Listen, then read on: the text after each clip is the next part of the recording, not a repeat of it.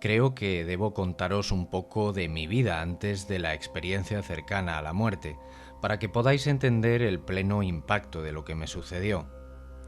Ahora tengo 45 años de edad. En abril de 1998, cuando tenía 22, tuve mi experiencia. Fue provocada por un síndrome de estrés postraumático. Cuando era pequeña sufrí situaciones muy comprometidas en la familia. Pasaron una serie de cosas que se volvieron traumas importantes.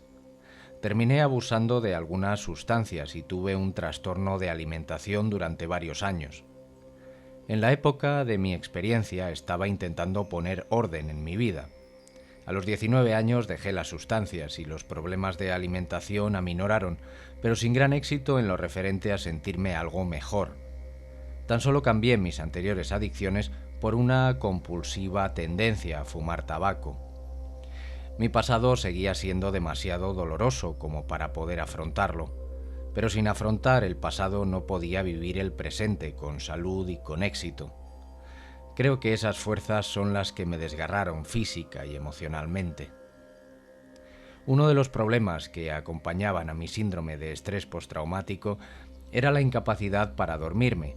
Yo era insomne. Tenía mucho miedo a dormirme, pues la noche y el sueño habían sido durante demasiado tiempo sinónimos de graves problemas. Empecé a dormir cada vez menos. De dormir 5 horas pasé a dormir 4, luego 3, luego 2, luego 1 hora, si tenía suerte, y hasta que al final ya no dormía nada en absoluto. Simplemente me abandoné al deterioro. Había perdido el gusto por la vida, ya no me alimentaba más y apenas bebía agua.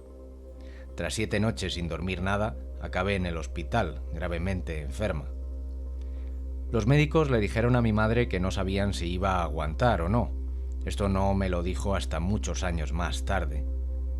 De lo único que me acuerdo es de que estaba en la habitación de hospital y que de golpe me vi envuelta por esa luz brillante de un blanco amarillento casi dorado. A lo lejos era más brillante aún, veía esa luz como superpuesta al paisaje del otro lado de la ventana. De repente fui atraída hacia esa luz sin saber muy bien cómo. Fue el sentimiento de paz y amor más indescriptible que jamás experimenté. Era éxtasis en estado puro. Mi corazón estaba vivo, tenía la impresión de que ríos de infinitas corrientes de aguas frescas lo atravesaban. Era una sensación muy estimulante. No quería que esa sensación cesase nunca. Era tan feliz, por primera vez en mi vida. Estaba simplemente fascinada. Estaba permaneciendo en ese estado durante lo que pareció a la vez un largo y un corto periodo de tiempo. Fue como si todo el conocimiento hubiese sido volcado o depositado en mí de alguna forma sin dejar nada.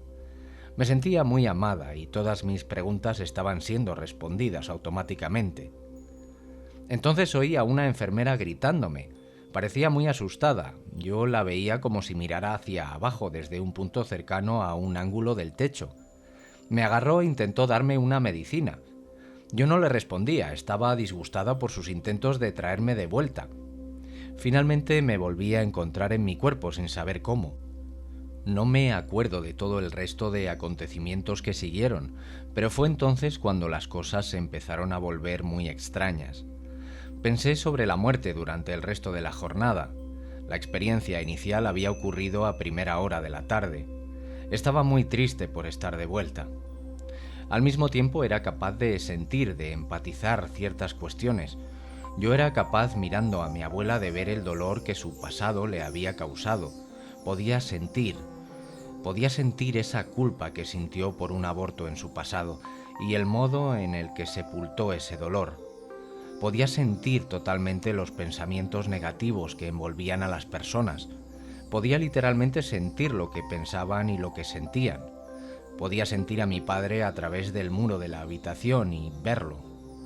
Así como la gran negatividad que lo rodeaba, la suya era la más importante, aunque también había presente una mujer que recuerdo que era muy negativa.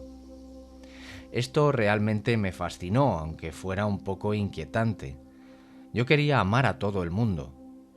Lo más triste era que no todos querían aceptar ese amor. Las únicas personas de las que no sentía emanaciones negativas eran mi madre, que desde hacía mucho tiempo había superado la mayoría de sus problemas psicológicos, y un enfermero llamado Michael. De ellos solo sentí amor y preocupación por mi bienestar.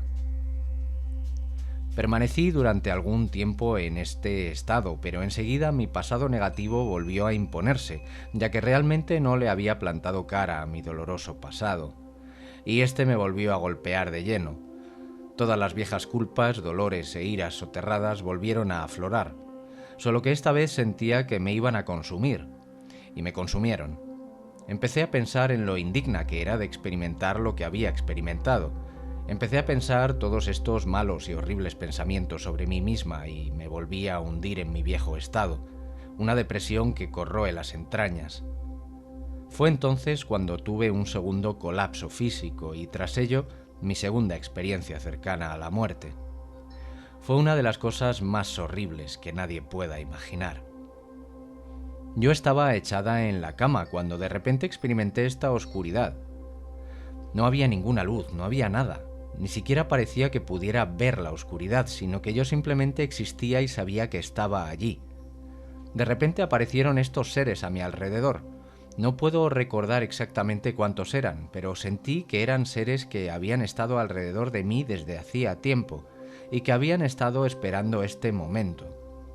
Empezaron a tirar de mí y me llevaron a este sitio de desesperación absoluta. No había nada, y sin embargo yo existía en este horrible vacío. La esencia de este vacío era que se trataba de lo que yo llamo una ausencia de Dios. Quiero recalcar esto enérgicamente, era una tortura absoluta. Nada, absolutamente nada puede describir este dolor. Era la peor de mis pesadillas hechas realidad. Los seres que se hallaban allí me dijeron que toda mi familia estaba condenada a estar en ese vacío y que sería por mi culpa. Incluso hablar de ello me resulta muy duro. Era puro terror. No sé muy bien cómo volví, pero tras lo que pareció una eternidad, me volví a encontrar en el cuerpo, en el hospital. Le intenté hablar a la gente sobre lo que había experimentado, pero pensaron que estaba loca. Le conté a mi pareja de entonces lo que había vivido. No podía dejar de hablar de ello. Al final me abandonó 2 semanas más tarde. Me recuperé física, pero no emocionalmente. Los efectos negativos de la experiencia se prolongaron durante 3 años, y al cabo de 4 los efectos positivos de la primera empezaron a aflorar. Abandoné todo tipo de fe, pero al mismo tiempo que en apariencia profesaba una ausencia de creencias, por dentro temía ser condenada a ese vacío horrible y que muchas personas fueran también a ese horrible lugar. Ya no creo en esto. La principal diferencia entre ambas experiencias creo que era mi estado de ánimo en el momento, mi disposición hacia ello. Durante la primera sabía en mi corazón que era amada.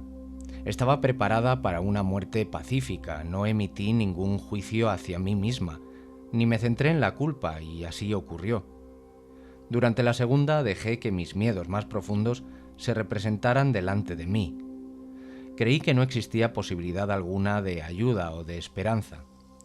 Creo de veras que si hubiese pedido ayuda durante la segunda experiencia, la hubiese recibido. En vez de eso, pensé que ni siquiera Dios podría ayudarme y permanecí en aquel horrible lugar. Hoy por hoy ya tengo una perspectiva distinta.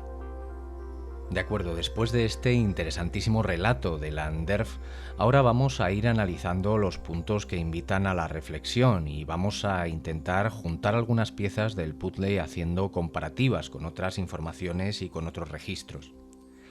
En primer lugar, cuando ella pone en contexto su situación en esa época, podemos ver que estaba rodeada de impactos negativos a nivel vital y no era capaz de lograr superarlos, entrando en una espiral de toma de sustancias perjudiciales que utilizaba como forma de evasión o bloqueo para escapar de alguna forma de una situación tan difícil y tan compleja. Lo interesante en este sentido es que no parece que fuese la situación en sí misma la que provocó la experiencia negativa, sino un autojuicio que termina proyectándose tras la salida extracorpórea según avanza la secuencia de la experiencia de muerte. El lapso de tiempo entre una experiencia y otra fue eminentemente corto, como para que la situación cambiase en absoluto. Sin embargo, tal como ella comenta, la disposición sí parece determinante. Una vez la persona comienza a emitir un juicio hacia ella misma, entonces podemos entrar en un bucle que termina por manifestarse en toda su plenitud en la propia experiencia tras la salida extracorpórea. Esto lleva a enlazar esta cuestión con uno de los testimonios médicos de un doctor estadounidense colaborador de la Near Death Experience Foundation, el cual comenta: conseguimos recuperar al paciente tras varios minutos en parada cardiorrespiratoria. Cuando despertó estaba aterrorizado, decía haber estado en el infierno y no quería volver. Este paciente estaba aún en una situación extremadamente delicada y no sabía cómo hacer para calmarle. Le dije: rece y esté seguro de que va a estar bien. Tras ello, y a los pocos segundos, el paciente volvió a entrar en parada y tras unos momentos de mucha tensión conseguimos finalmente recuperarle y estabilizarle. Al día siguiente, cuando pasé a verle, me dijo que el otro lado era maravilloso, que nos juzgamos nosotros mismos, pero no Dios. Nunca estuve muy inclinado a creer en algo más allá de lo físico, de lo medible, aunque después de tantos años en cuidados intensivos y de las cosas que he visto, creo que probablemente estaba equivocado. También yéndonos al análisis que hicimos en el vídeo sobre la experiencia negativa del intento de suicidio, es muy interesante observar que la entidad de luz le comunica al hombre cuando ve la escena infernal diciéndole: este es un infierno de tu propia creación. Estarías aquí hasta ingresar en una próxima vida para experimentar lo que acordamos para esta. Si hacemos comparativas no únicamente con esta experiencia, sino con muchas otras, parece tomar forma la perspectiva de que nuestra consciencia toma un rol determinante en las experiencias y vivencias que surgen en el mundo espiritual al comenzar el tránsito. Por otro lado, resulta interesante tomar en consideración las fases del tránsito de las que hablan varios doctores y terapeutas en hipnosis regresiva. Hablan en sus estudios sistemáticos sobre estas cuestiones, como Michael Newton, el cual también abordamos en otro vídeo.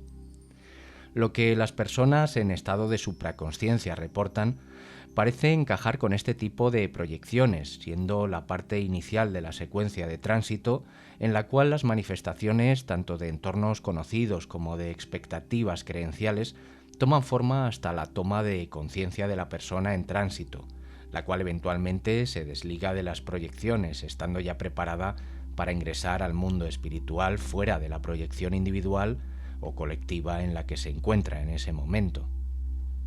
Bien, este tipo de análisis que hacemos, así como lo hicimos con esta experiencia del chico que vivenció esa experiencia negativa por el intento de suicidio que tuvo, tiene como objetivo básicamente intentar tomar otra perspectiva distinta para que, dejemos de tener esos temores que algunas personas tienen acerca del tránsito, acerca de lo que es el cielo, el infierno y las ideas arquetípicas que al final tenemos. Creo que lo importante es comprender que muy probablemente la realidad sea mucho más afable de lo que nosotros pensamos. Y como os digo siempre, espero que este contenido os haya gustado y os haya aportado algo en este increíble camino que es la vida. Un abrazo y hasta pronto.